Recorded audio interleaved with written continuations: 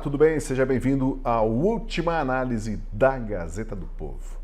O presidente Lula perdeu a noção de que está desafiando a maior economia do planeta. Hoje, em discurso para estudantes em Goiânia, Lula elevou o tom contra Donald Trump, a quem chamou de gringo e que não vai receber ordens dele. E foi além, disse que irá taxar as empresas de tecnologia americanas, como Facebook, Instagram, WhatsApp.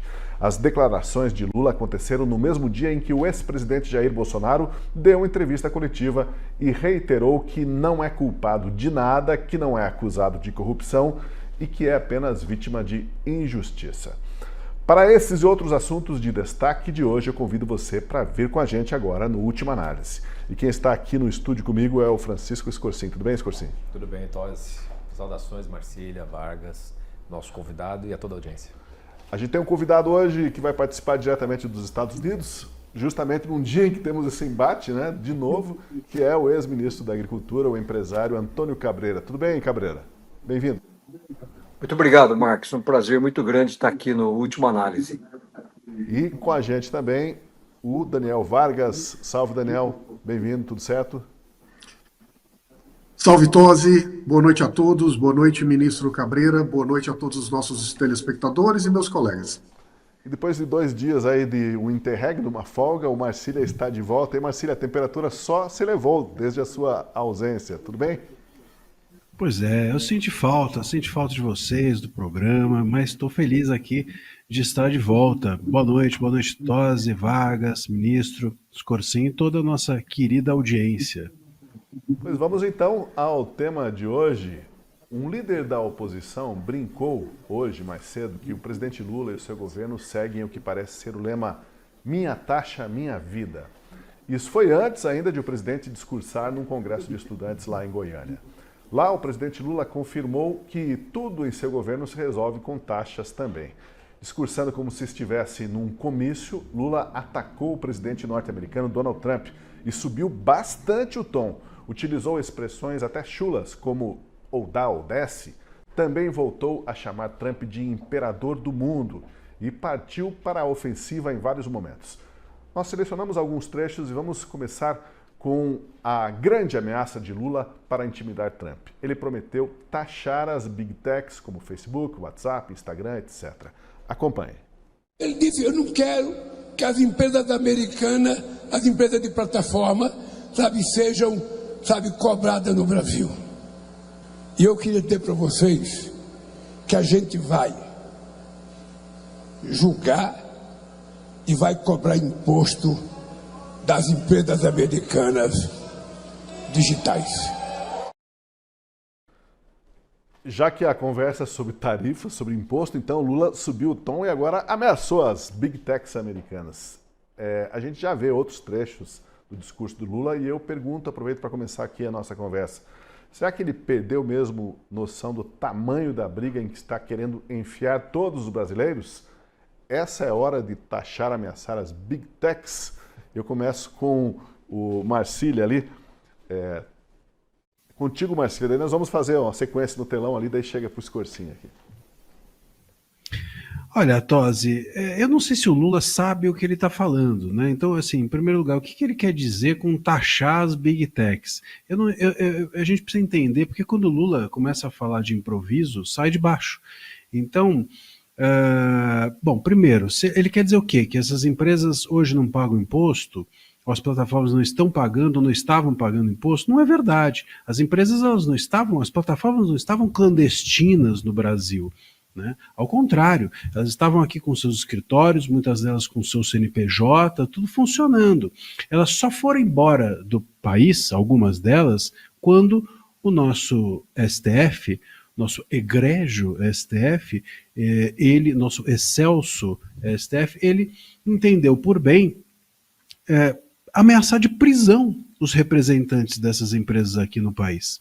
E ameaçar de prisão porque eles estavam se negando a cumprir ordens ilegais, inclusive ordens como as que a gente tem visto em relação ao Rumble recentemente, de mandar ordem por e-mail, derrubar esse e aquele perfil, excluir isso, aquilo. Essas empresas, portanto, pagavam impostos, estavam aqui no Brasil regularmente, nada de clandestino. Então eu não sei se é isso que o Lula quis dizer por desconhecimento de como funcionava esse trâmite. Ou se ele está dizendo que elas vão pagar mais impostos, que elas vão, sei lá, vai ter uma taxa da plataforma ou qualquer coisa do gênero. Não acho difícil. Aí o Lula precisa entender que não é punindo. Quer dizer, isso fica claro, né, que para ele imposto é ou arrecadação ou punição. Então, com o imposto, ele pensa simplesmente em punir as plataformas, é isso? Ele precisa lembrar-se que as plataformas hoje não são as únicas a ganhar dinheiro dentro do Brasil. A gente já disse isso aqui em outros momentos no programa, e é bom relembrar que hoje as plataformas funcionam como um guarda-chuva de negócios. Dentro das plataformas há milhões de pessoas, há milhares de pessoas que ganham o seu dinheiro ali, que tem o seu comércio, que tem o seu curso, que tem, enfim, a sua visibilidade exposta como direcionamento para o seu negócio e assim por diante, né? E essas pessoas todas, claro, obviamente serão prejudicadas. E uma outra coisa que também já se disse aqui, é bom repetir, é que quanto mais você taxa, ou você burocratiza, ou você inviabiliza a estrutura de uma plataforma, mais você tira a possibilidade de que haja concorrência às chamadas Big Techs. Porque, veja, as grandes plataformas, vamos falar aqui, o X, o Instagram, elas não vão sair do país. Faça o que o Lula quiser. Elas não estão acostumadas a isso. O Lula e o Moraes não vão sair. Me parece isso claro. Elas estão em lugares até piores do que o Brasil. Agora, o que elas podem deixar é de prestar serviços que hoje elas prestam, o que elas podem deixar é de estarem plenamente no país, ou até mesmo de quererem deixar aqui, enfim, investimentos, como escritórios, etc, etc. E com isso, as pequenas plataformas que a elas poderiam servir como concorrência, até uma espécie de equalização nesse serviço, nesse preço, elas ficam inviabilizadas, porque pequenas plataformas não podem ser estruturadas dentro do país com a regulação das redes agressiva do jeito que o STF quer fazer, ou com impostos em volúpia ou avolumados, como parece que o Lula pretende dar seguimento. Eu quero ouvir o Vargas, mas deixa eu só corrigir a minha delicadeza, né? O ministro está estreando hoje, então convido o Antônio Cabreira a participar antes, Vargas. Você está mais novo, né, Vargas? Vamos dar essa preferência para o ministro Cabreira. Como que o senhor vê esse desafio agora às Big Techs, essa nova bravata? O senhor acredita que pode ser chamado de bravata, senhor Cabreira? Bom, a ironia, né, Marcos, é que eu estou aqui nos Estados Unidos falando aí sobre essas bravatas do nosso presidente. Eu, antes de mais nada, eu queria fazer uma pequena observação, Tosi. Eu espero que essa discussão toda, esses tarifaços e tudo isso que está acontecendo, deixe uma grande lição para os brasileiros. Porque, na realidade, esse tarifaço que saiu daqui dos Estados Unidos para o Brasil e mostra a preocupação do setor produtivo, porque tarifas, impostos significam o quê? Redução da atividade econômica. Eu estou dizendo isso porque eu espero que cada brasileiro, que cada telespectador aqui hoje desse nosso debate, dessa nossa análise, ele entenda que esse aumento de impostos significa uma redução da atividade econômica. Porque as tarifas elas vão causar um problema no suco de laranja, no café, em diversos outros produtos. Então fica claro isso, eu estou dizendo porque é tão interessante que ao mesmo tempo que se discute esse tarifaço, que vai prejudicar a economia brasileira, porque é um aumento de impostos, nós acabamos de aprovar, via STF, que não era o seu papel, o aumento do IOF. E esse aumento do IOF também significa um aumento de impostos que vai reduzir a atividade econômica no país. Então é claro que nós vamos discutir os tarifaços, mas o Brasil precisa olhar para o seu próprio umbigo dos erros internos que nós temos que ter uma noção melhor da economia de uma maneira geral. Agora, sobre essas bravatas do presidente, eu tenho assim uma noção de que ele sabe o que ele está falando até um certo ponto, até porque ele já usou aquela expressão que ele iria resolver a guerra da Ucrânia numa conversa de bar e coisa desse tipo. Então, às vezes eu tenho a impressão que o presidente, não é que ele não desceu do palanque, mas eu acho que ele está numa conversa de estudantes, como ele estava lá nesse congresso agora da Uni, ou que ele está ali numa briga de trânsito, alguém fechou o carro, ele buzina e está xingando a pessoa. Ele não entendeu que ele é um estadista, ele comanda uma das maiores economias do mundo e as palavras elas têm consequências e vão afetar milhares de empregos, milhares de pessoas que aqui estão. Então, o que eu percebo assim, aonde as pessoas tendem a colocar palavras em lugares que estão faltando ideias. O presidente está tendo arroubos onde está faltando estratégia em relação a isso. Aliás, eu queria só fazer aqui um parênteses que eu acho engraçado. O presidente tem reclamado muito dessa soberania, né, dessa invasão que o Trump tem feito aqui, e afetando e denegrindo a soberania brasileira. Eu queria só fazer uma provocação aqui nesse debate. Imagine se o presidente Trump, até porque o presidente Bolsonaro, eu não estou fazendo nenhuma análise política, estou aqui relatando um fato e citando um exemplo, porque o passaporte do presidente Bolsonaro está retido pelo nosso STF. Agora imagine se o presidente Trump mandasse um avião do governo americano, pousasse aí no Brasil, tirasse o Bolsonaro daqui e levasse ele lá para os Estados Unidos. E olha que o presidente Bolsonaro ainda nem foi julgado, né? O que tudo indica pelas declarações de suas excelências, ele vai ser julgado de uma forma que não será correta, poderíamos usar isso aí entre aspas. Mas isso seria um caos. Você imagine a imprensa, como é que seriam os comentários, né? Invasão da soberania, feriu a soberania brasileira. O que é interessante é que o presidente Lula ele fez isso. Ele pegou um avião da Força Aérea Brasileira e ele levou esse avião, recolheu a ex-primeira-dama do Peru, Nadine Heredia, que, como o marido dela, o ex-presidente Holanda, foi condenado pelo judiciário peruano a 15 anos de prisão, e retirou ela com o avião do governo brasileiro, da Força Aérea Brasileira, e trouxe esse personagem para cá, que está aqui, concedido um asilo diplomático pelo Brasil. Então, isso é interferência na soberania que o presidente fez agora, recente. Até porque, imagine, ela deveria estar numa prisão no Peru. Então, estou só citando algum exemplo que a gente está fazendo alguma discussão afetando empresas, afetando empregos. E assim, é conversa de bar. O presidente bater no peito e dizer o seguinte: eu vou taxar. Ele não tem essa competência. O Brasil, até hoje, pelo menos até onde a minha vista alcança, não é uma ditadura que a gente define o que vai ser feito. A hora que ele tiver que taxar, ele vai ter que passar pelo Congresso. Eu tenho certeza que essa medida esdrúxula, como foi o caso do IOF, ela não vai passar. Então, conversa de bar, bravatas, que infelizmente vão custar muito aos brasileiros. Eu só peço aqui que o Brasil pudesse retornar àquela nossa diplomacia, né, equilibrada, porque essa guinada ideológica do presidente Lula ela está rompendo uma tradição centenária de moderação e se aliando a esses regimes autoritários. Isso vai causar um estrago muito grande na economia brasileira.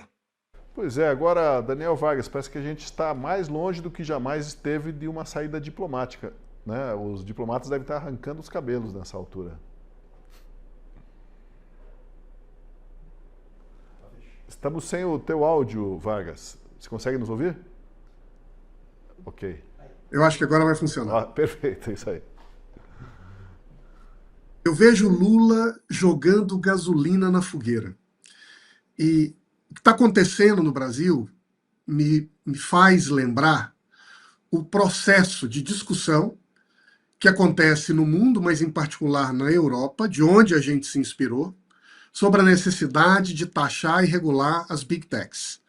Se a gente voltasse um ano no debate e olhasse para o que estava acontecendo na Europa, por volta de abril, de maio do ano passado, o que a gente perceberia é uma espécie de consenso, sobretudo entre as grandes lideranças, mas incluindo a própria presidente da União Europeia, de que seria fundamental taxar as grandes empresas de tecnologia. Fazer isso para impor uma certa soberania do Estado sobre elas, fazer isso para proteger os pequenos negócios na Europa e também para ampliar as fontes de arrecadação do Estado. Hoje, a Europa acabou de anunciar a sua proposta orçamentária para o período que vai nos próximos 6 ou 7 anos. E segundo essa proposta, há uma expectativa de ampliar a arrecadação da União Europeia para 2 trilhões de euros, com o objetivo de fortalecer a nossa independência, para financiar atividades de defesa, fronteiras, preservação e apoio à Ucrânia, e taxar grandes empresas, como, por exemplo, de tabaco e de carros elétricos. Mas a Europa desistiu de taxar as Big Techs. A grande pergunta que tem sido debatida neste instante lá é: o que aconteceu? E, na verdade, todos sabem que a partir do momento que o Trump entra no jogo, a equação geopolítica do mundo se altera. A prioridade dos temas, dos interesses nacionais se muda. E a partir de agora, a Europa passa a entender que o mais importante a se decidir no momento é como ela espera trabalhar a sua relação geopolítica com seu parceiro histórico, que é os Estados Unidos, no momento de imensa instabilidade e tensão global. Neste mesmo instante em que a Europa recua estrategicamente, com alguns dos líderes que estavam no poder ontem e continuam hoje, como a presidente da Comissão Europeia, o que faz o Brasil? O contrário. Em vez de enxergar uma realidade geopolítica complexa, como o próprio ministro explicou para nós, e entender que o que está em jogo são valores e interesses muito mais profundos para construir uma dinâmica de diplomacia responsável, cautelosa, prudencial, o que nós optamos por fazer é jogar gasolina na fogueira, é botar fogo no parquinho e as crianças é que se cuidem.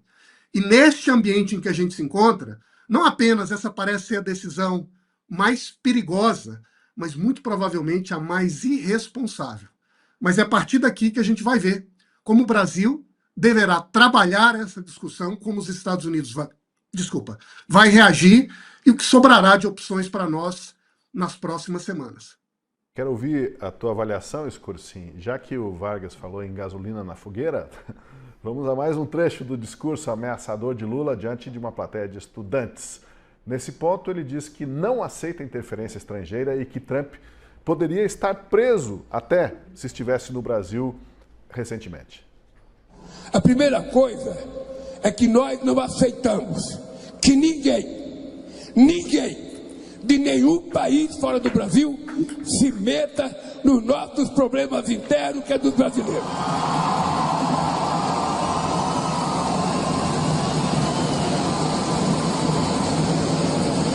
E eu disse ontem para a imprensa, se o Trump morasse no Brasil e ele tentar fazer aqui no Brasil o que ele fez no Capitólio, certamente ele também estava julgado e poderia ser preso.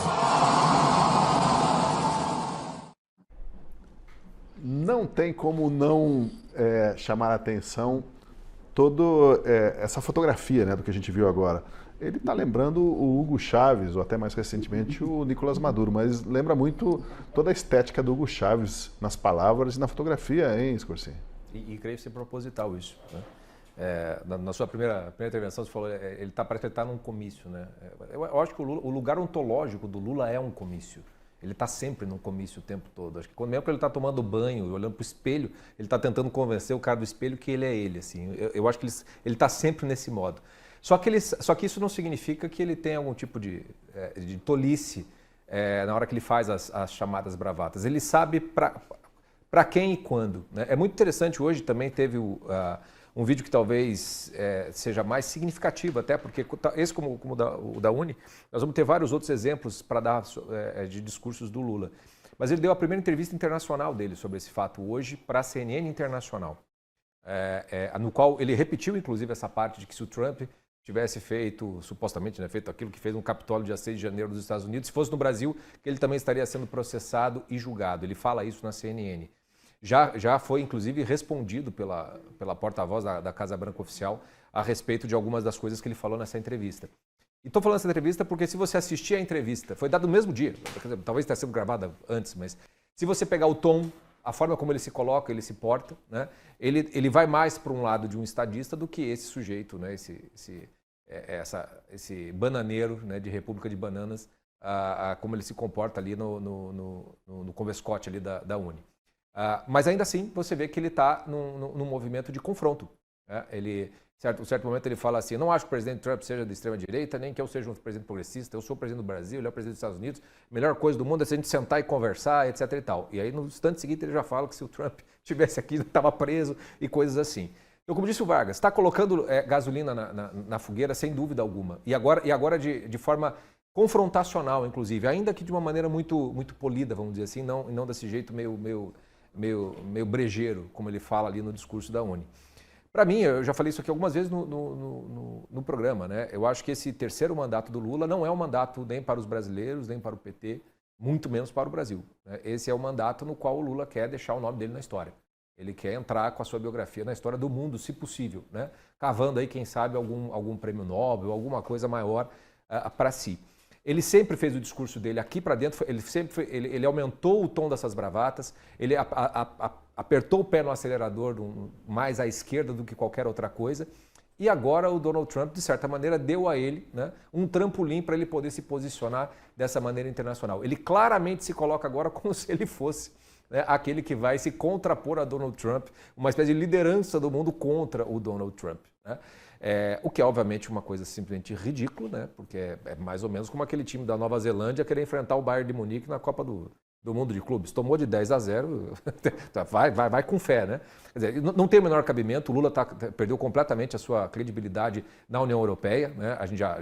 Essa taxação dos BRICS vai vir um peso muito maior, mas nesse comício, nesse lugar ontológico onde o Lula se encontra, em que ele olha para um espelho, ele está vendo essa biografia dele agora com uma grande oportunidade dele se colocar como uma espécie de Mandela ou algum sujeito deste tamanho, internacionalmente falando. Então, sem dúvida alguma, ele está hoje à noite abrindo champanhe, achando maravilhoso tudo o que está acontecendo e não está nem aí para as consequências óbvias que virão, que os nossos colegas aqui já trouxeram. Quer dizer, nós estamos assistindo um teatro, um teatro pegando fogo e o sujeito botando mais gasolina mesmo dentro dele. Uma das acusações que se fazem contra o Trump é de que ele é megalomaníaco. E a gente está aqui tendo um presidente falando assim, não, megalomaníaco sou eu, né? Ele pode ser maníaco até uma certa extensão, mas o megalomaníaco sou eu. Parece que é isso, né? E prova de que os Estados Unidos estão atentos ao que acontece no Brasil é de que a Casa Branca rapidamente respondeu às provocações de Lula. Veja o que disse a porta-voz da Casa Branca, Karoline Leavitt, hoje. Ela afirmou o seguinte: certamente o presidente Trump não está tentando ser o imperador do mundo. Ele é um presidente forte dos Estados Unidos da América e também é o líder do mundo livre. E vimos uma grande mudança em todo o globo por causa da liderança firme deste presidente.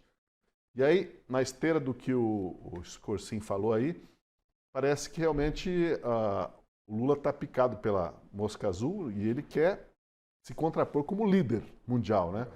O problema, Marcília, é com quem ele está se alinhando e com quem ele está tentando nos alinhar, nós os brasileiros. Uma coisa é você ter alguém, uma patotinha, um grupo de escola, e tem um rapaz ali no meio, um menino no meio, que taca pedra nos grandões lá e chama para briga. Mas toda a patotinha aqui está correndo risco de levar uma sova. É a nossa situação hoje, Marcília. Tivemos um... Agora sim. Falhou o sinal, voltou, Marcília. Pois é.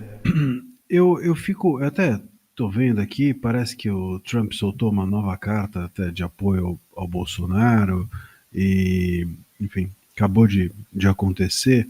E eu vou te dizer uma coisa. Eu acho, quem sou eu para falar de estratégia do Trump?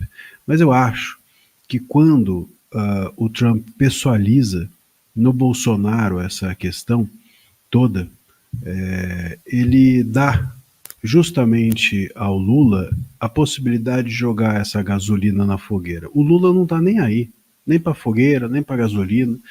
O Lula, ele está com a vida feita e preocupado aqui em salvar a própria biografia. Você acha mesmo que o Lula está pensando para daqui 4 anos? Ele deve saber que ele não vai se reeleger. Ele está querendo sair bem dessa história. Aliás, não só ele. Nós vimos nessas últimas semanas até notícias de que o Barroso gostaria de ir embora do STF e se transformar num embaixador do Brasil na Europa, né? Nada mal. Então, as pessoas, né, nesse nível de cargo, eles não estão preocupados com o Brasil, eles estão preocupados em se ajeitar e salvar a biografia deles. O Lula, ele está de olho em criar um discurso palatável para os biógrafos, palatável para o futuro, palatável para os que virão. É isso. Então, quando ele lhe dão a possibilidade de dizer, eu estou aqui, como disse o Gilmar Mendes, numa resistência democrática, nós vamos taxar o Império Yankee, nós vamos nos confrontar com os imperialistas e assim por diante. Bom, você entrega o Tivemos pessoa. um pico daí da internet, aí tá vendo? As big techs já começam a ser taxadas da precisa, lista, tá vendo? tá certo o Lula, precisa taxar mesmo para ver se funciona esse negócio, então. Agora, o ponto é esse, você entrega o doce, entendo eu, para que o Lula possa fazer esse discurso, que é um discurso que não tem, tecnicamente, nenhuma consistência, mas que serve para aquilo que ele quer. Para os que têm essa expectativa, pode-se dizer um discurso de oportunismo eleitoreiro. Para os que acreditam que o Lula não está pensando nisso, um discurso de quem mira na sua biografia, mas é um dos dois. Não tem Brasil nessa equação do Lula quando ele fala essas coisas. E aí vem o Trump e fala assim, olha, o Bolsonaro está sendo injustiçado. Veja, o Bolsonaro está sendo injustiçado como consequência de um injustiçamento que está acontecendo no Brasil há 6 anos. Não é o Bolsonaro, ele não é causa, ele é consequência. O Bolsonaro e o bolsonarismo estão sendo perseguidos no Brasil porque nós estamos estreitando as nossas vias políticas, as nossas vias econômicas e as nossas vias referentes à liberdade de expressão. Sem liberdade de expressão não tem economia, sem política não tem democracia, sem liberdade de expressão não tem plataforma e, portanto, não tem um negócio importante para os norte-americanos como as plataformas. Então, assim, a gente está nesse lugar e esse lugar é o lugar onde o Bolsonaro está enfiado, vamos dizer assim. Quando há um estreitamento político, o STF e o governo olham para o bolsonarismo e falam, eu quero esses caras fora do tabuleiro para que não haja chance deles entrarem e nós não temos alguém amigável aqui dentro do poder, amigável a eles, entendeu? É nesse lugar, portanto, que o bolsonarismo passa a ser perseguido. Então, o bolsonarismo é perseguido como consequência de um planejamento de estreitamento e de fechamento político dentro do país. Então, quando o Trump mira no Bolsonaro, ele está olhando parte da questão. Só que é uma parte da questão que entrega de bandeja para o Lula a possibilidade de dizer, olha só, eles querem me tirar, olha só, ele está favorecendo um amigo, olha só, ele não está preocupado com o problema das liberdades no país, e sim apenas com o Bolsonaro. Acho que é uma estratégia, portanto, que acaba possibilitando que o Lula faça esse jogo político que ele vem fazendo, que é em favor dele. Do Brasil não é jamais, mas é em favor dele, nesse sentido tem uma eficiência. Pois é, parece, Vargas, que quando o Lula acha que ele está com a bola, ou quando vem uma marolinha, ele quer transformar essa marola numa grande onda para surfar, né? E agora ele retomou aquele estilo dele, bem agressivo, à vontade, como se estivesse discursando para as massas. Só que ali, claro, ele estava diante de uma massa estudantil ainda não madura o suficiente para conhecer o discurso do Lula. Mas essa onda ele tenta surfar. Só que o problema é a hora que essa onda quebra também no mar, e se for um mar pedregoso, o esborrachamento é terrível.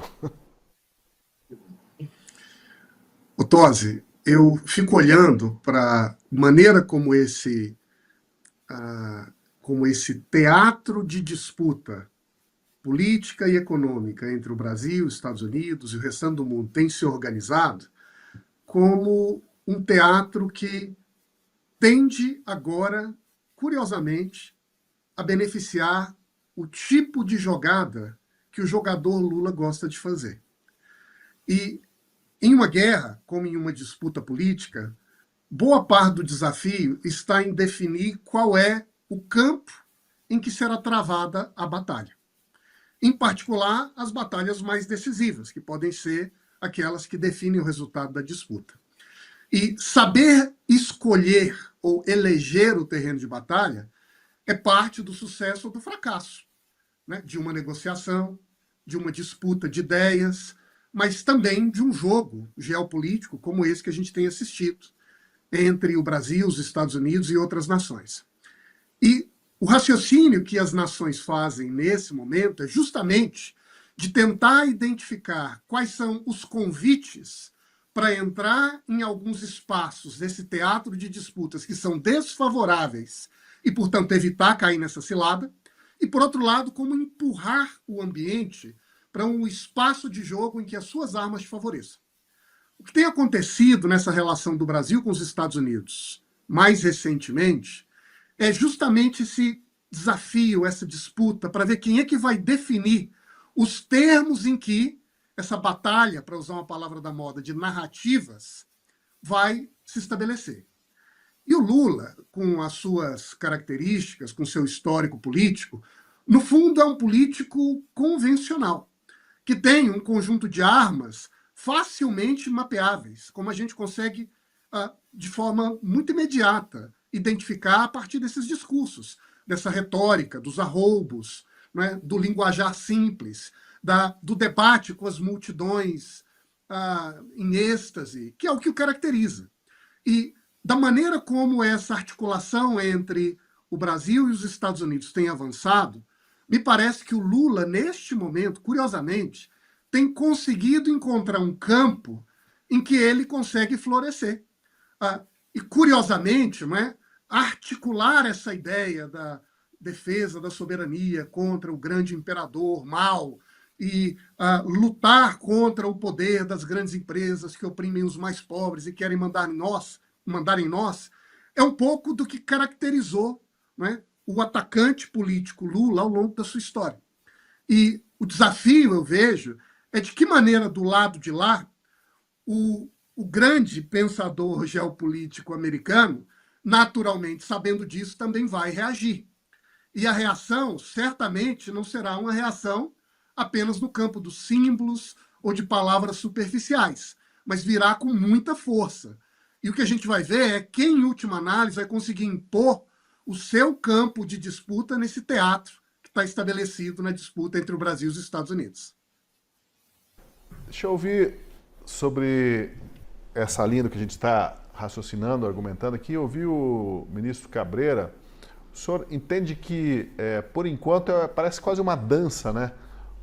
Um faz uma coreografia daqui, outra de lá, mas essas danças, quando começam a degringolar ou começa a ir de uma forma que vai piorando as coisas, elas não terminam bem, né? Não terminam como uma coreografia de uma dança, mas terminam em enfrentamentos que podem ser mais sérios. Claro que a gente não está pensando aqui que Brasil e Estados Unidos vão entrar numa rota de colisão mais séria, além dessa guerra de palavras e das consequências econômicas.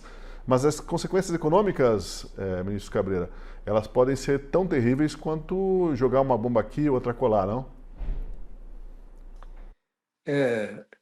Tosi, tem uma coisa que me preocupa muito e que eu não tenho visto ninguém comentar sobre isso. Há uma expressão que diz o seguinte: a cegueira ideológica ela é pior do que a cegueira física, porque a cegueira física ela impede você de enxergar, mas a cegueira ideológica ela impede você de pensar. Essa guinada ideológica na diplomacia brasileira ela vai custar muito para o Brasil. Ela não é algo assim ao acaso. Enquanto o presidente fala as suas bobagens aí num palanque, ou num diretório do PT, tudo bem. A presidente Dilma falava aquelas coisas sem nenhum nexo, todo mundo brincava, fazia aqueles memes. Essa coisa era uma coisa interna. Mas algo que está me preocupando muito é que o Brasil abandonou essa tradição dessa política externa que se volte para os nossos interesses nacionais. O Brasil tem feito alianças questionáveis, discursos agressivos, desprezo pela diplomacia tradicional, que isso está comprometendo a nossa posição no mercado internacional. Eu, por exemplo, trabalho no agronegócio. A cada novo mercado que a gente conquista, a gente comemora isso, a gente celebra, é um esforço tremendo, às vezes um ano de negociações, de viagens e de reuniões, você conquista o mercado da manga nos Estados Unidos ou coisa desse tipo. De repente, com esses discursos de várzea, literalmente, o presidente está destruindo tudo isso. Então, isso tem consequências econômicas muito graves, e eu diria até, sabe, aqui, uma análise de um processo de impeachment, porque é alguém que está destruindo parte da nossa economia, que é a economia exportadora, superávites comerciais, essas coisas todas. E aí, dois pontos, Tosi, que eu queria destacar. Num primeiro momento, diferente das guerras comerciais, das batalhas que o Trump tem aberto com o resto do mundo, nenhum desses outros oponentes, a China, por exemplo, nenhum deles personificou esse debate, né? Ficou na questão das instituições ou dos produtos comerciais, essa coisa toda. Me espanta, o Brasil talvez seja um dos poucos países onde o seu presidente não tem uma foto apertando a mão ou do lado do Trump, a gente não tem isso, a gente não tem esses canais abertos, mas me espanta que A gente está com um problema aí, oscilação no sinal do Cabreira. o Trump... Vamos aguardar um pouco só E aí? o áudio. Bora ou não, Tosi? Agora, peraí. A gente deu um momento aqui de hesitação, agora voltou o seu áudio. Pode seguir, por gentileza. Duas coisas que têm me preocupado, Tosi, é que o presidente Lula ele tem personificado essa discussão. Ele está tratando do Trump, chama ele de nazista e isso, aquilo e tal. Os outros países eles não foram por esse caminho. Estão discutindo questões econômicas, tarifas. Então, nós estamos personificando. E é ruim esse tipo de personificação. É a pessoa. O Brasil não está discutindo a mensagem. O Brasil está discutindo o mensageiro. Em nenhum momento você viu o Trump chamar o Lula, você é um ex-presidiário, você devia estar na cadeia, essa conversa de várzea. Não é assim. Então, o estrago que nós estamos fazendo do nosso lado, e o que me preocupa, Tosi, é que nós estamos ficando emparedados. Veja, quem é que está assumindo a frente disso? Eu não estou fazendo nenhuma crítica à pessoa em si, mas é o vice-presidente, o Geraldo Alckmin, que está aí assumindo, fez essa reunião com o setor. Agora, veja onde que nós vamos parar, o corner que nós estamos, porque ficou tradicional aquela foto do vice-presidente Alckmin naquela posse em que ele esteve lá sentado ao lado de inúmeros terroristas, né? A maioria deles já foram eliminados, circulou meme no Brasil inteiro aqui. Como é que uma pessoa dessa, com esse tipo de imagem, aqui tem uma liturgia de cargo, tem toda essa diplomacia, como é que essa pessoa pode ser a pessoa encarregada para desatar esse nó incrível que nunca aconteceu em mais de 200 anos da relação entre o Brasil e os Estados Unidos? Então, eu tenho percebido que a gente está ficando sem cartas na manga. Uma guerra que a gente abriu e que depois eu não sei aonde é que isso daí vai parar. Então, a gente precisa retomar o bom senso, entender um pouco da economia. Aliás, eu achei interessante, eu estou aqui nos Estados Unidos, eu não sei se vocês viram, por exemplo, ontem, o Trump deu uma declaração que é excepcional para o Brasil, que ele, segundo aí a imprensa americana, ele é apaixonado pela Coca Zero, pela Diet Coke, e agora ele está contente porque a Coca-Cola vai substituir a frutose de milho e vai colocar o verdadeiro açúcar de cana. Não sei se vocês viram isso, porque diz que o Trump tem até um botão especial lá na mesa do salão oval que ele aperta, diz que ele toma 12 latinhas de coca. Eu estou usando tudo isso porque olha a oportunidade de ouro que o Brasil tinha.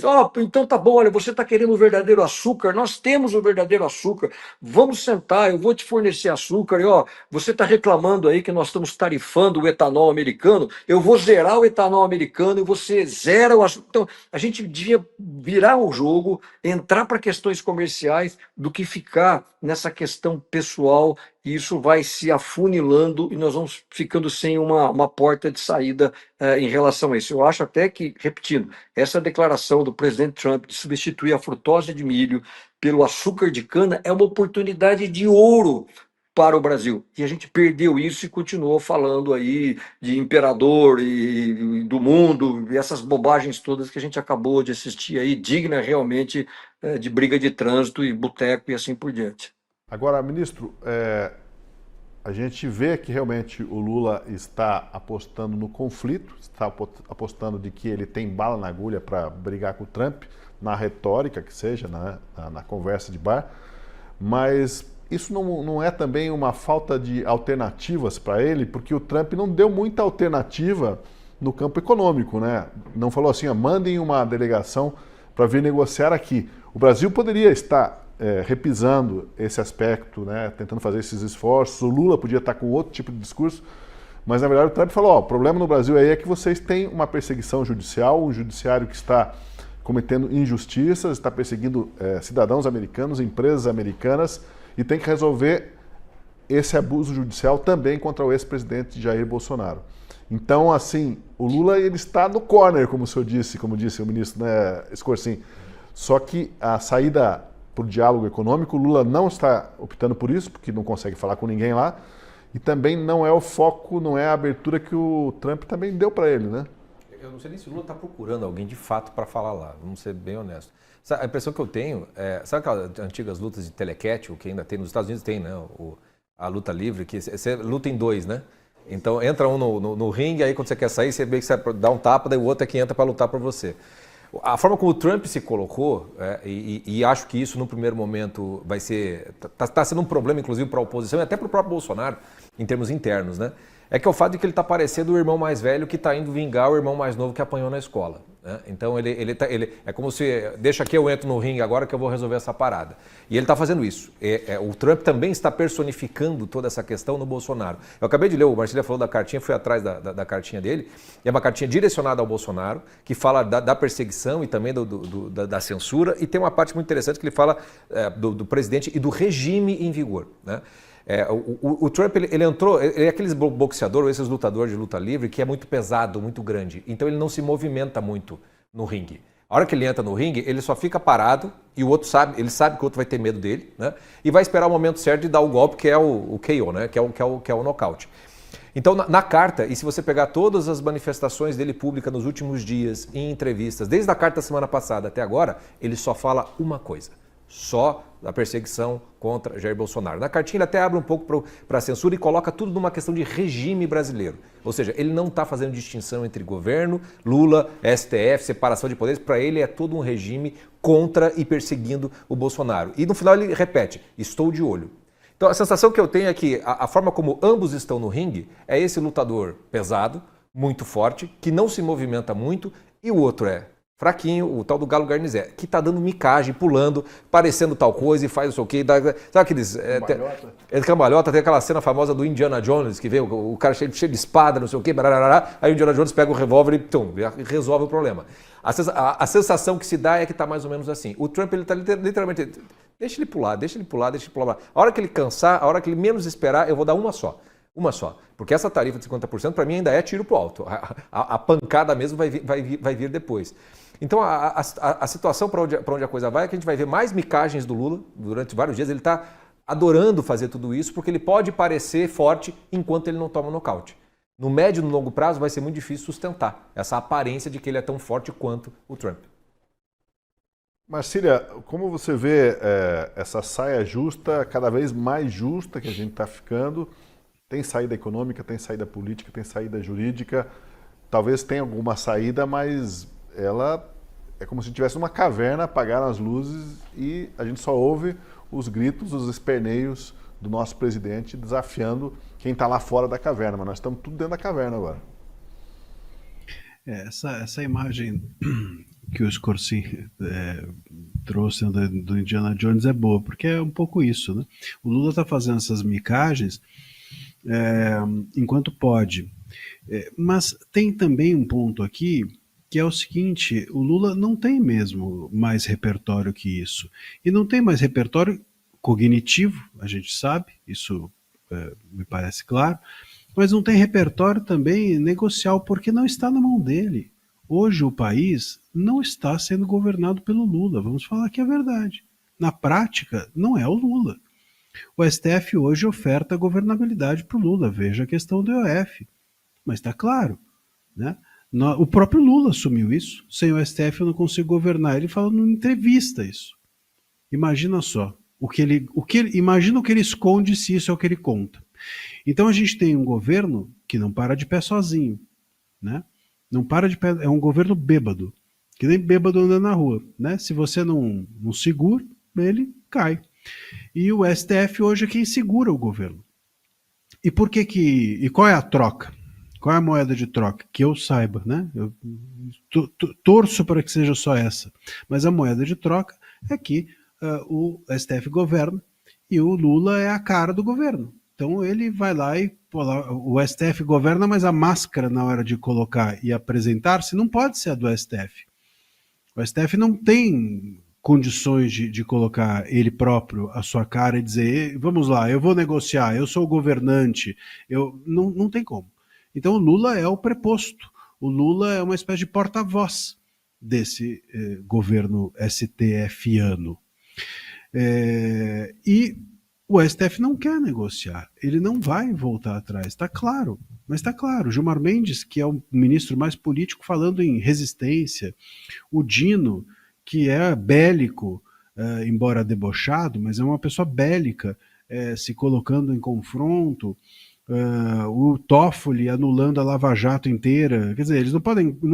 É o tipo da coisa que é óbvio que poderia ser guardado. A regulação foi pautada pelo Barroso logo após o Trump dar o primeiro aviso sobre isso. O Moraes agora mandando bloquear uma conta inativa desde 23 do Rodrigo Constantino, que é cidadão norte-americano, contra a Rumble, que é uma empresa que já estava acionando junto com a Trump Media o Moraes. Quer dizer, eles estão mostrando que eles não estão nem aí, eles estão absolutamente se sentindo blindados numa espécie de bunker e mandando, vai lá falar por mim. E aí eu vi até uma declaração agora do Celso Amorim, que é a cara desse governo, e lamentavelmente é a cara desse governo. Boa parte dessas alianças externas do governo Lula com ditaduras tem o dedo do Celso Amorim, e o Celso Amorim dizendo assim, não tem como negociar com uma arma na cabeça, sentar para negociar com os Estados Unidos nesse contexto é como sentar para negociar com alguém com uma arma na cabeça. Sim, de alguma maneira. Agora, a arma na cabeça foi porque vocês ficaram pedindo a arma na cabeça. A arma na cabeça foi por conta dessas micagens todas. Então, hoje a situação é muito difícil, porque o Lula está nesse momento em que ele está com a arma na cabeça, vamos dizer. Ele, por um lado, por outro lado, ele não tem repertório para negociar, porque não é ele o governo, ele não tem autorização para negociar em nome do STF, que é quem poderia fazer o tal do recuo, seja por conta... Eu já disse, eu não sei se é a melhor estratégia apontar todas as fichas para o Bolsonaro. O Bolsonaro é consequência do que nós estamos vivendo e não causa. Mas ainda assim, tudo estaria na mão do STF. Porque a questão Bolsonaro, a questão do estreitamento político, a questão do estreitamento das liberdades de expressão, tudo na mão do STF. Anistia, tudo está com eles. A anistia só não foi adiante porque dentro do Congresso a gente tem o Hugo Mota, que é um candidato aliado do STF. Então é necessário que a gente enxergue que está na mão do STF, e o STF não dá fichas para que o governo vá adiante e negocie. Então a nossa situação é muito complicada, porque realmente a gente tem de um lado um oponente, vamos dizer, que tem toda a chance de dar um nocaute. Por outro lado, você tem um governo irresponsável, que fica fazendo micagem eleitoreira ou para a sua biografia, e que, ainda que quisesse negociar, sim, é verdade, está nesse momento com uma arma na cabeça, e ainda que não fosse assim, não tem autorização do STF para fazer nenhum movimento negocial possível. Então, a situação é muito delicada. E eu temo que o Lula tenha desistido de resolver o problema e falando assim, eu vou cuidar da minha vida, eu vou aqui fazer o meu. E se ele desistiu, ele abandonou o barco, vamos dizer assim, porque esse movimento parece claro quando a gente começa a ouvir Tarcísio querendo negociar, quando a gente começa a ouvir o Alckmin aparecendo, quando a gente começa a ver o empresariado preocupado, quer dizer, as pessoas meio que dizendo assim, olha, eu acho que o piloto sumiu. Apertem os cintos, em vez de apertem os cintos que o piloto sumiu, alguém sabe guiar, alguém sabe pilotar aqui, a aeromoça aparece, o piloto sumiu, alguém sabe pilotar? Então, esse é um momento que me parece mais dramático da nossa história. Não o Lula, mas a ausência de uma força capaz de negociar, nesse momento, me parece ser o mais dramático. Eu quero, antes de ouvir o Vargas e o Cabreira, eu quero rodar mais um trechinho da fala do Lula, e depois a gente ainda tem alguns depoimentos curtos do ex-presidente Jair Bolsonaro, que falou mais cedo. Vamos ter que correr um pouco com isso. Mas nesse outro trecho do Lula, ele debocha da articulação política de Eduardo Bolsonaro lá nos Estados Unidos. Agora, manda o filho dele para os Estados Unidos. Vai lá pedir para o Trump me absolver. Vai lá pedir, vai. E fica abraçado na bandeira americana, esse patriota falso. Nós vamos tomar a bandeira verde e amarela. A bandeira verde e amarela vai voltar a ser do povo brasileiro. Pois é, quando a gente chega nesse ponto, né, que a discussão se dá sobre quem tem a apropriação da bandeira, é porque realmente estamos longe de uma solução. Isso me faz lembrar a situação de infância, né, que muitos aqui devem ter vivido, quando alguém queria aprontar contigo, pegava o teu cadarço do tênis e dava um monte de nó, né, um nó atrás do outro, vários nós, você falava, minha nossa, e agora, para, né, tirar todos esses nós? Ou então, quando enchia a calça, né, de pico-pico, escorzinha, e para tirar o pico-pico, nós estamos entrando no mato e só junta mais pico-pico, ninguém tirou nada, né? E agora o debate em torno da apropriação das cores verde e amarelo. Estamos longe. O que é isso, Tosi? Não sabe o que é pico-pico? meu Será que tempo, só o não é escorzinho vai meu tempo. saber, não? Vai ver que é Paranaense. Eu não sei explicar também o que é. Aquela Não, plantinha que gruda, né? O pico-pico é aquela planta que você vai entrar no mato, daí gruda assim, parece uns pequenos pontos pretos, assim, compridinhos, né? Uns... Eu não Como é sei que chamar aquilo? um pequeno cacto, sei lá. Uns cactozinhos Ele que fica grudam grudando, por toda a calça, toda a roupa, né? A gente chama de pico-pico aqui. Pico-pico. Mas eu acho Aí. que pelo consentimento do Vargas, ele conhece o pico-pico também. Vargas, mas estamos longe da solução, né? Quando a gente ouve o discurso do presidente se apropriando aí, disputando a bandeira.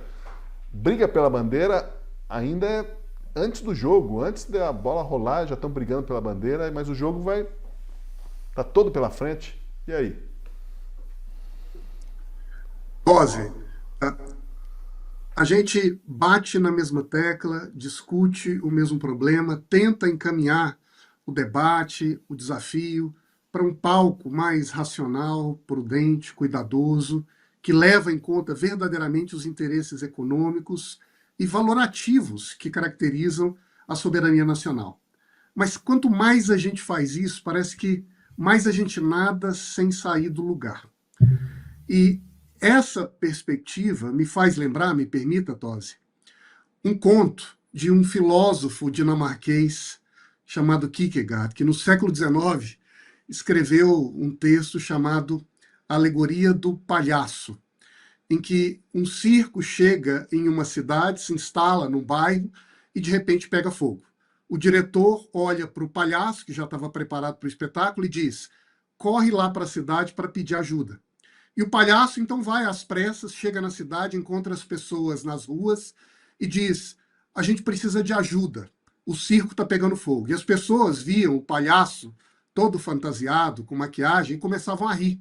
E achavam que era uma divulgação, uma encenação, para que as pessoas fossem assistir ao espetáculo. Termina o conto, o fogo toma conta da cidade e assim termina com o caos. A mensagem que o filósofo coloca nesse texto, Tosi, é que em um ambiente em que a encenação tem mais valor do que a verdade, nós podemos todos acabar queimados. E eu creio que a gente tem visto é o mundo da encenação.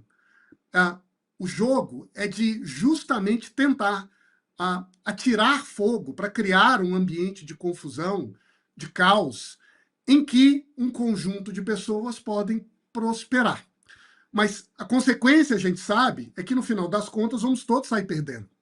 Mas o paradoxo da história é que parece que estamos todos fantasiados, tentando alertar para um risco de um caos, quando, na verdade, o que a gente vê é um conjunto de pessoas simplesmente atirando labaredas na cidade com o objetivo, de alguma forma, ganhar com isso. Na política, na economia, no mundo tenso, mais do que nunca, perseguir cuidadosamente os interesses, as verdades, bater naquilo que é verdadeiramente essencial, em vez de jogar simplesmente para atiçar a alegria ou o feitiço das massas, é, sem dúvida, o mais importante e o fundamental. Mas, infelizmente, parece que nessa história nós talvez estejamos fantasiados. Pois é, essa história aí é um alerta e tanto, né? Tem gente que vai estar rindo e o circo vai estar pegando fogo, de verdade. Com certeza. Ministro Cabreira, o senhor viaja ao mundo, tem conhecimento de realidade de vários países, não é de hoje que o senhor contempla países governados por esquerdistas que sempre estão desafiando a hegemonia americana, mas o senhor sempre relata nesses seus vídeos, seus depoimentos, que não encontra nesses países histórias de sucesso de desenvolvimento, né? Países que escolhem uma linha mais intervencionista, uma linha ufanista, de nacionalismo exacerbado, que rejeitam o livre comércio, que são muito protecionistas. Há um risco de o Brasil pender ainda mais para a esquerda do que já temos hoje, em função de um enfrentamento com os Estados Unidos e de uma retórica que diz assim, ó, aqui é Brasil, aqui quem manda somos nós, não é gringo que vai se meter com a gente. De novo, voltando àquele paralelo inicial, né? A gente está fazendo copiando quase, copia e cola da experiência venezuelana, pelo menos no discurso dos nossos governantes hoje. A economia brasileira não é como a economia venezuelana e nem o nosso empresariado digamos, tem paralelo com eles. Mas há um risco aí de uma agudização dessa crise para esse lado da retórica e da esquerda, do enfrentamento, e vamos nos alinhar com os BRICS, e aí a gente, de repente, também está nesse time aí que não deu resultados até hoje no desenvolvimento das nações? Tosi, enquanto você fazia essa pergunta, eu me lembrava de um grande amigo que eu tive na ocasião do Ministério da Agricultura, que era o Roberto Campos. E ele definia a esquerda brasileira como um produto, filhos de Marx, que tiveram uma relação adúltera com a Coca-Cola. Então ele tinha essa brincadeira em relação a essa esquerda brasileira. E eu queria fazer assim, pontuar algumas coisas rápidas para responder isso para você. Em primeiro lugar, o que nós estamos vivendo hoje não é uma questão, muitas pessoas estão levando para esse lado, é uma briga entre o Lula e o Trump, e claro que existe muitas coisas, se politizou, se envolveu a família Bolsonaro com isso tudo, mas é importante a gente começar a relembrar algumas coisas, porque eu não consigo enxergar aonde que o Lula, daqui a pouco, no curtíssimo prazo, eu não estou nem falando agora do médio prazo, ele vai enriquecer a sua biografia. A gente viu agora recentemente, praticamente nessa semana, a OTAN, e nós estamos falando aí de um número muito maior de países também ameaçarem o Brasil, não é com 50%, mas é com 100% de tarifas. Então não é apenas o Trump ou os Estados Unidos, o império do mundo, como ele tem colocado, que está aqui olhando de soslaio para o Brasil. Não, existem as nações do mundo ocidental, do mundo livre, da livre expressão, que estão olhando com desconfiança hoje para o Brasil.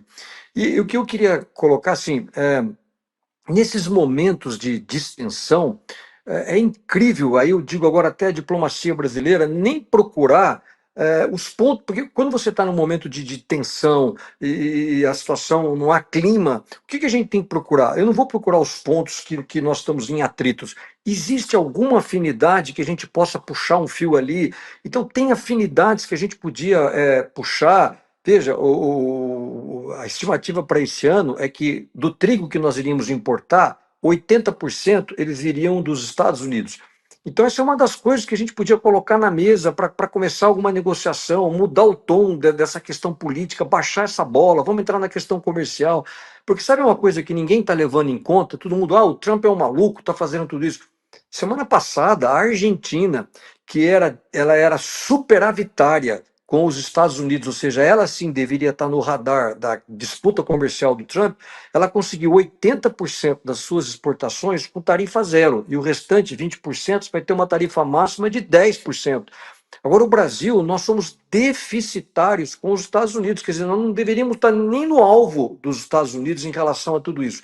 Então, veja como a gente está indo por um caminho, e agora entra a OTAN, é um caminho extremamente perigoso.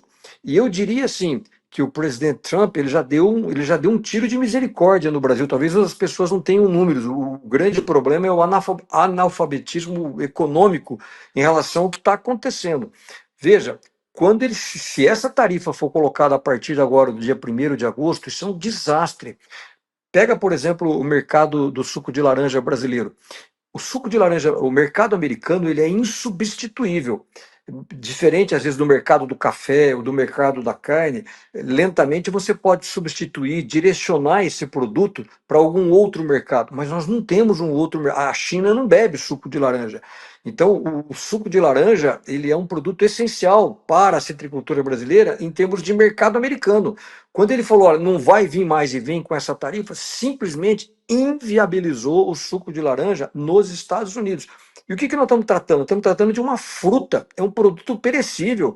A hora que se falar assim, ó, eu não consigo mais colher a laranja, isso vai afetar trabalhadores, isso vai afetar aquele público que sempre o Lula acha que é o público dele. Eu fico pensando, o que esses trabalhadores, na hora que eles tiverem serem demitidos, porque não vai se conseguir fazer uma coisa. Nós estamos tratando de um produto perecível. Talvez essas guerras comerciais não tenha tido um impacto tão grande nessas ameaças do Trump como foi agora na questão do suco de laranja. Então, eu acho que a gente precisa baixar a bola, a gente precisa entender os impactos para a economia. Isso pode ser uma coisa assim muito mais duradoura em relação a tudo isso. E assim, a gente precisa parar. O presidente Lula deu umas ideias, por exemplo, porque quem é que definiu o dólar como moeda padrão das transações internacionais? Não sei o quê. Por que defender isso? Por que entrar nesse tipo de discussão? Sabe, hoje, por exemplo, o exportador de soja brasileiro, nada impede ele de receber o yuan, a moeda chinesa. Agora, ninguém quer, por quê? Porque ninguém confia no Banco Central da China. Todo mundo prefere o dólar. Aliás, é uma ironia o presidente fazer essa declaração, se você levar em conta que até as petrolíferas chinesas, elas não utilizam o yuan. Elas utilizam o dólar. Vamos completar aqui a fala do ministro. Utiliza o dólar. Houve uma falha ali na transmissão, mas eu completei a sua fala. Não, é só nisso. Eu acho que a gente precisa trazer para essa discussão, para essa conversa assim rasa, precisa trazer economia. Nós estamos tratando de emprego, nós estamos tratando de brasileiros que vão ser demitidos. Essa questão econômica ela tem que vir a bojo. Eu acho que a classe empresarial ela tem que assumir um protagonismo que ela não está assumindo, infelizmente, ela está deixando a coisa rolar. Isso pode desencadear uma crise assim sem precedentes na economia brasileira. Então a gente precisa evitar isso. É claro que essa crise depois pode levar a um impeachment, mas a gente não pode chegar nesse ponto. Nós estamos vendo uma crise e eu espero, há um velho ditado que diz assim, nunca desperdice uma crise.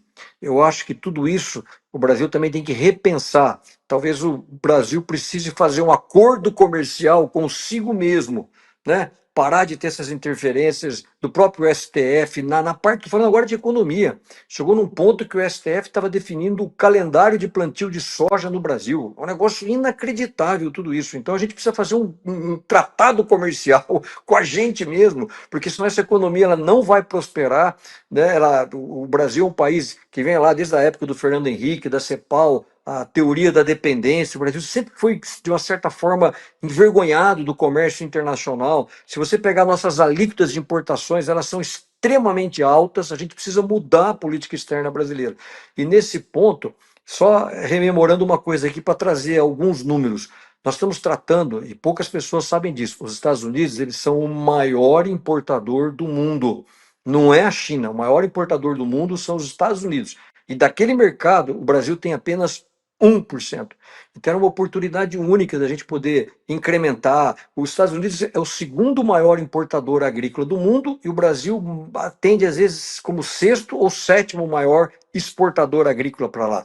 Então, assim, se existe diversificar aquelas coisas todas que a gente sempre comenta, os Estados Unidos deveria ser o nosso alvo preferido nessa luta da diversificação. Então, acho que a economia tem que entrar nessa discussão, porque senão as consequências elas vão ser dramáticas, e eu estou falando aqui em milhões de famílias de brasileiros que podem aí ficarem no nível de desemprego, uma situação econômica lamentável.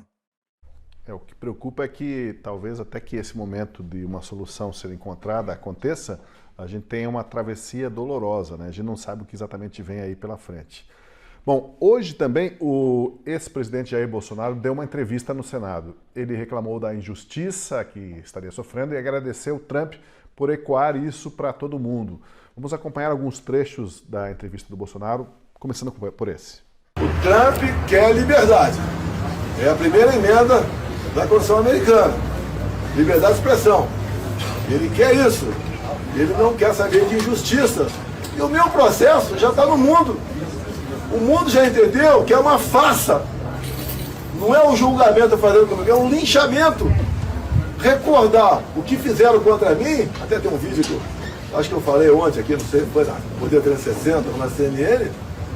Acusar de tudo, só faltou me acusar de engravidar uma baleia. Graças a Deus, Trump foi eleito. Podemos sonhar aqui no Brasil de restabelecer a nossa democracia.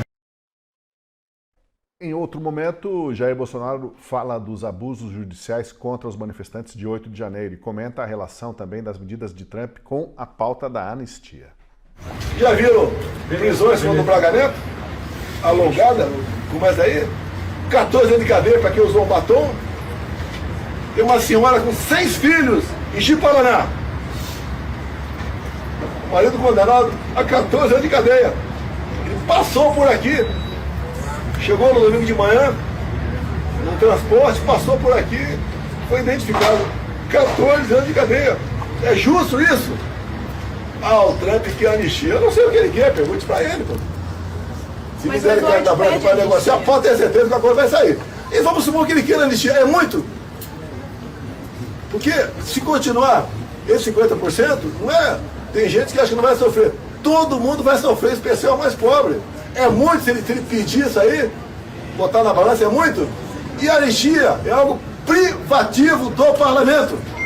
Não tem que ninguém ficar ameaçando. Ah, se aprovar a anistia, eu estou inconstitucional aqui. O nosso parlamento aqui, se continuar assim, vai ficar igual o parlamento venezuelano.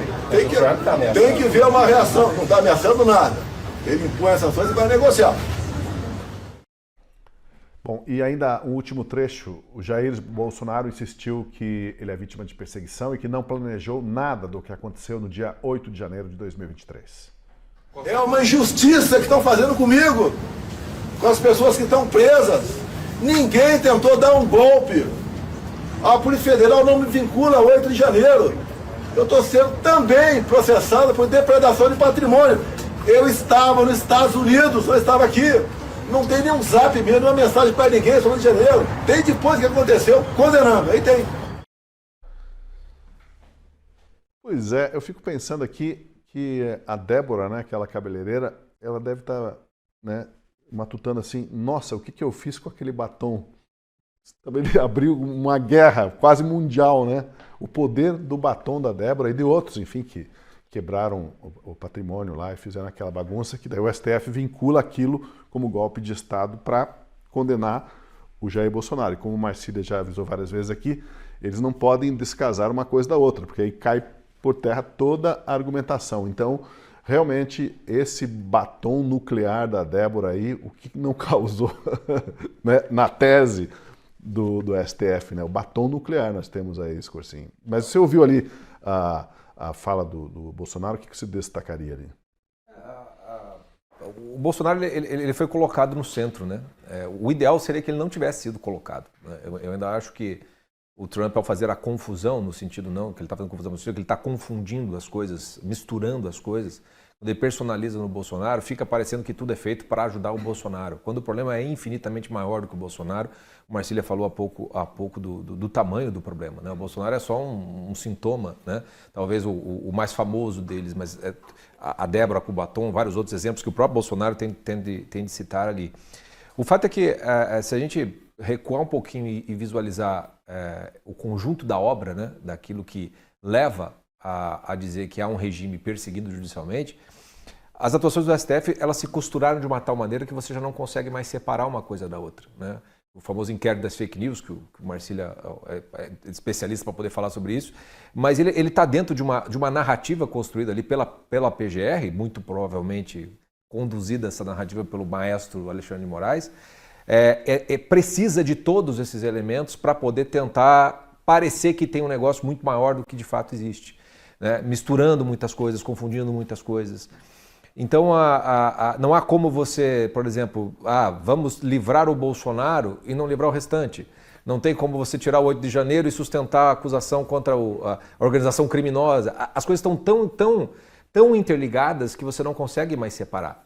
Então, apesar de eu achar que o Trump deveria... A coisa do regime de censura e tudo mais, talvez já bastasse para ele fazer o que ele está fazendo. Mas talvez também, né, e aí estou pensando pelo contrário, não no aspecto da confusão, o fato dele centralizar no Bolsonaro e tratar a coisa como sendo um regime quase que de exceção, né, envolvendo tudo e o Bolsonaro como um grande símbolo, talvez seja a melhor forma de você não deixar que a realidade seja tratada de outra maneira que não como esse todo. Né? Porque a gente tem vários aspectos, várias partes, é fácil a gente escapar. Eu até, na minha coluna da semana, eu coloco isso, um editorial da Gazeta essa semana também fala a respeito disso. Como é que a gente pode redemocratizar o Brasil, né? Como é que renasce uma democracia? E a primeira coisa, você precisa reconhecer que ela morreu. Você tem que reconhecer que a coisa acabou, porque senão você não vai conseguir reconstruir absolutamente nada. E aí, nessa coluna, eu estava falando justamente sobre os estágios do luto. O primeiro deles é a negação, né? Então, o Trump, ao colocar a coisa e insistir num ponto só, e as micagens ficarem em torno, e achando que é tudo uma grande barbaridade, mas o outro lado simplesmente voltando sempre ao mesmo ponto, confronta com essa negação do que de fato está acontecendo, né? Não é uma posição política do STF, politizado demais, não. A coisa corroeu-se bases do próprio Estado Democrático de Direito. Nós estamos num Estado de não direito já, né? Nós estamos num Estado autoritário, efetivamente falando. Então, talvez o Trump, ao colocar a coisa dessa maneira, confronte precisamente a negação, o estado de negação que boa parte, não só da elite, mas talvez do povo brasileiro como um todo, que no primeiro momento até está se colocando numa posição, pera lá, esse cara não tem que se meter aqui. Mas o fato é que, ao fazer isso, nós vamos ter que olhar para o fato, o que está acontecendo aqui, né? E aí eu até me pergunto, eu não sei como as democracias morrem, eu não sei como é que elas renascem, né? Mas eu faço a pergunta se nós estamos sendo dignos de ser uma democracia. Porque a pusilanimidade com a qual aqueles que deveriam fazer a defesa ou falar mais alto não está acontecendo, né? O que os presidentes da Câmara e do Senado falaram ontem sobre o IOF, sobre a decisão do IOF? Absolutamente nada. E eu não estou nem entrando no mérito do IOF. Eu estou falando no mérito do fato de que, olha, não tem separação de poderes. Nós não temos mais um conflito de poderes, uma crise institucional. Nós temos uma captura institucional pelo STF. A coisa é muito mais grave. E talvez, desse jeitão do Trump, ele não deixe outra margem, senão a gente ter que lidar com a realidade mesmo, que o tamanho do problema é muito maior do que apenas Bolsonaro, isso ou aquilo. É um problema de regime mesmo.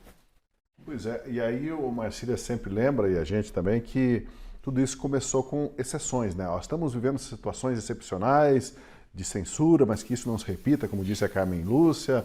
É uma exceção, porque daí o Alexandre de Moraes ganhou amplos poderes para resolver a República Brasileira, só que essa exceção que eles atribuíram, que invocaram, não acabou nunca mais, né, Marcília? E aí, realmente, usando o trocadilho, a exceção continua, o estado de exceção continua, e agora chegamos nesse ponto de estarmos empacados.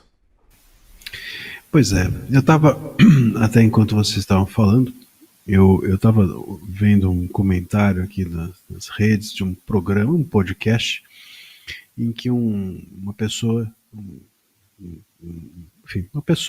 estava dizendo que a democracia, ela não se pode dizer que no Brasil não há democracia, porque a democracia, para ela não existir, é necessário que nós percamos milhões de elementos para que, enfim, a gente possa cravar. Pum, não é democracia. No entanto, e aí entra isso, né? Aí a Carmen Lúcia, olha, só dessa vez e etc. Então, de fato, não existe isso, né? De hoje a gente é democracia, agora a gente é ditadura, hoje a gente é ditadura, agora a gente é democracia. O Antônio Cândido, que era um crítico literário, ele falava que as correntes literárias, elas parecem um jardim de cemitério. Não existe, agora é simbolismo, agora todo mundo romantismo, agora todo mundo, não existe, isso nunca existiu, né? É um jardim de cemitério onde todas as flores nascem e morrem meio ao mesmo tempo, e há essa virada em algum momento pelos que virão depois e dirão, ali era o simbolismo, ali era o modernismo, e a democracia é a mesma coisa. Então tem um lugar que é meio democracia, meio não democracia, meio ditadura, meio não ditadura, e os que virão depois é que cravarão, isso foi uma ditadura, isso foi ou não foi uma democracia. Quem vai carimbar são os posteriores, não são os que estão vivendo. Então, o momento em que a gente vive, ele pode ter a aparência como um jardim de cemitério, às vezes de democracia para uns, às vezes de ditadura para outros, mas o ponto é o que é essencial para que nós queiramos chamar a isso, enquanto vivemos o momento, de ditadura ou de democracia. Para mim, é a questão das liberdades. Para mim, é isso que é inegociável. Isso que a Carmen Lúcia topou negociar, eu não negocio. Eu não negociaria se ela fosse. Ela topa negociar porque provavelmente ela não tem isso como algo forte. Agora, você não ter a liberdade como algo forte, ser um ministro do STF, é muito perigoso, porque a essência da nossa Constituição é a liberdade. A liberdade é a essência, aliás, de qualquer democracia, mas na nossa Constituição isso é posto como uma premissa. A premissa da existência dessa Constituição é salvaguardar as liberdades, todas elas, não só de expressão, todas as que dela decorrem. Então, quando o ministro do STF negocia com isso, ele está indo contra a Constituição. Quando a gente fala, foi só dessa vez, a gente está indo contra a Constituição. Se nós estamos perdendo as nossas liberdades, mas temos outras coisas que possam ser características de uma democracia, para mim não interessam as outras. Não interessam as outras. Se você coloca uma massa de panqueca em cima de um sorvete, ele é sorvete. Não é porque tem uma massa de panqueca em cima que virou panqueca. Então a gente precisa entender qual é a essência do que nós estamos aqui chamando ou não de democracia. E a minha é a questão das liberdades. E essa nós estamos perdendo, sim, há 6 anos, no mínimo, aqui, com o advento dos inquéritos sigilosos, secretos, e desse protagonismo do STF. Olha, daqui a pouquinho, às 8h25, a gente vai encerrar 5 minutos antes do programa, porque o presidente Lula vai fazer uma manifestação, um pronunciamento oficial, e aí vamos ver qual que será o tom dessa vez do pronunciamento de Lula, e vamos entrar em rede para acompanhar esse pronunciamento, vamos ver se... Achei que você ia falar, vamos entrar em depressão, em rede, entendi.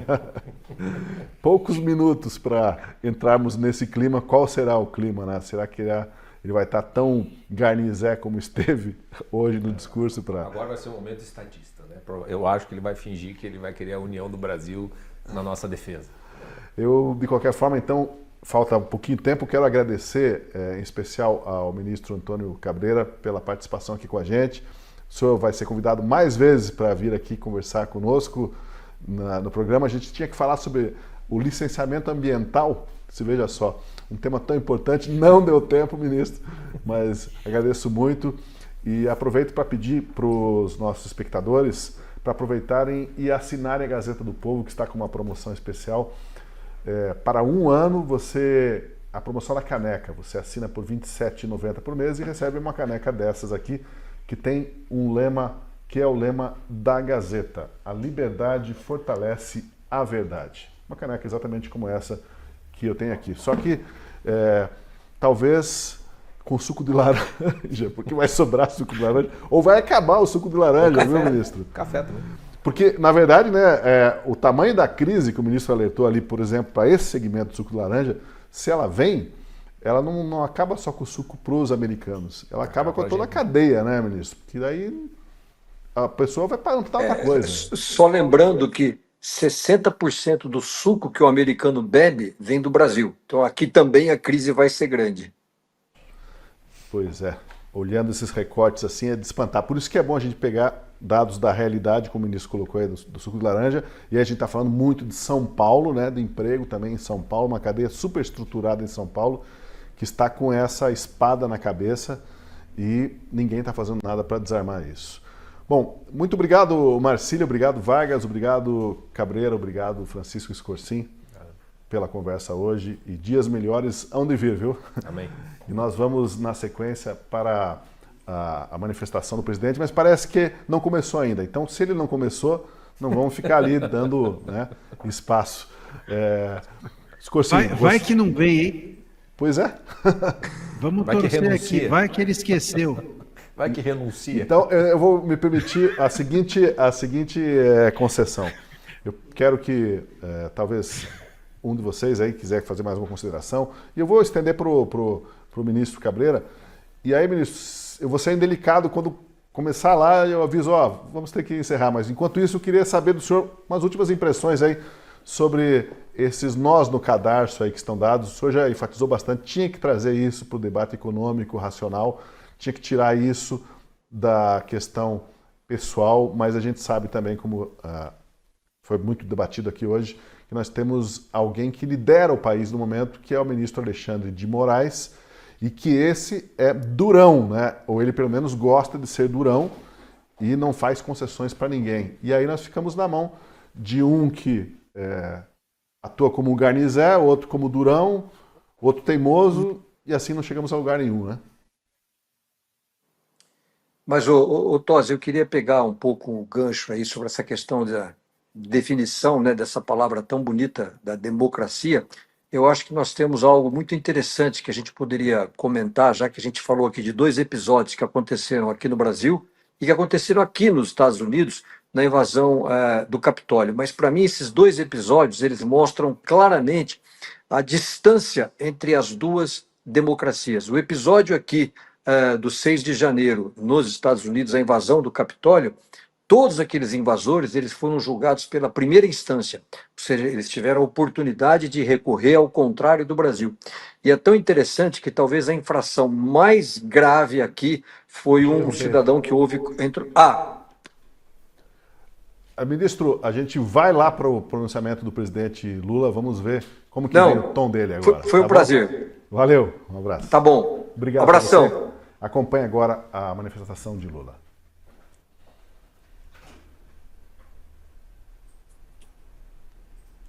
De agosto. O Brasil sempre esteve aberto ao diálogo. Fizemos mais de 10 reuniões com o governo dos Estados Unidos.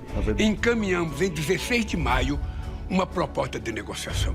Esperávamos uma resposta. E o que veio foi uma chantagem inaceitável em forma de ameaças às instituições brasileiras e com informações falsas sobre o comércio entre o Brasil e os Estados Unidos.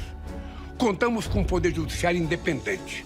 No Brasil, respeitamos o devido processo legal, os princípios da presunção da inocência, do contraditório e da ampla defesa.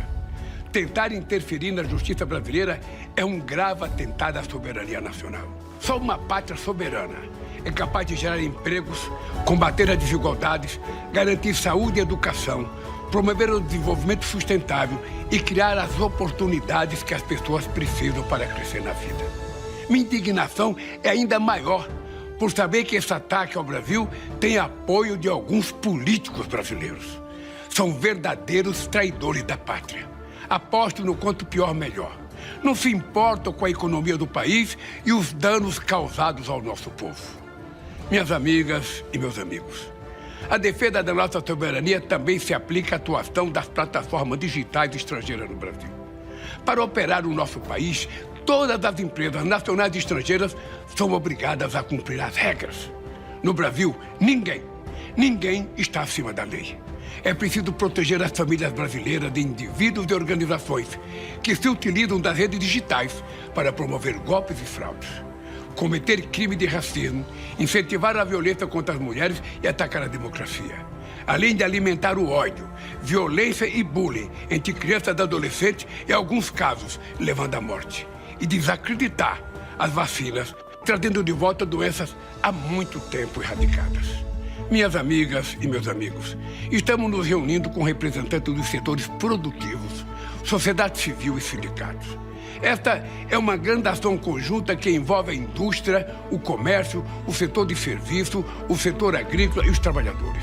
Estamos juntos na defesa do Brasil. E faremos isso de cabeça erguida, seguindo o exemplo de cada brasileiro e cada brasileira que acorda cedo e vai à luta para trabalhar, cuidar da família e ajudar o Brasil a crescer. Seguiremos apostando nas boas relações diplomáticas e comerciais, não apenas com os Estados Unidos, mas com todos os países do mundo. Minhas amigas e meus amigos, a primeira vítima de um mundo sem regras é a verdade. São falsas as alegações sobre práticas comerciais desleais brasileiras. Os Estados Unidos acumulam há mais de 15 anos robusto superávit comercial de 410 bilhões de dólares. O Brasil hoje é referência mundial na defesa do meio ambiente. Em 2 anos já reduzimos pela metade o desmatamento da Amazônia. Estamos trabalhando para zerar o desmatamento até 2030. Além disso, o PIX é do Brasil. Não aceitaremos ataque ao PIX, que é um patrimônio do nosso povo. Temos um dos sistemas de pagamento mais avançados do mundo e vamos protegê-lo. Minhas amigas e meus amigos, quando tomamos posse na presidência da República, em 2023, encontramos o Brasil isolado do mundo. Nosso governo, em apenas 2 anos e meio, abriu 379 novos mercados para os produtos brasileiros no exterior. Estamos construindo parcerias comerciais com a União Europeia, a Ásia, a África e nossos vizinhos da América Latina e do Caribe. Se necessário, usaremos todos os instrumentos legais para defender a nossa economia. Desde recursos à Organização Mundial do Comércio até a Lei da Reciprocidade, aprovada pelo Congresso Nacional. Minhas amigas e meus amigos, não há vencedores em guerras tarifárias. Somos um país de paz, sem inimigos. Acreditamos no multilateralismo e na cooperação entre as nações. Mas que ninguém se esqueça, o Brasil tem um único dono, o povo brasileiro. Muito obrigado.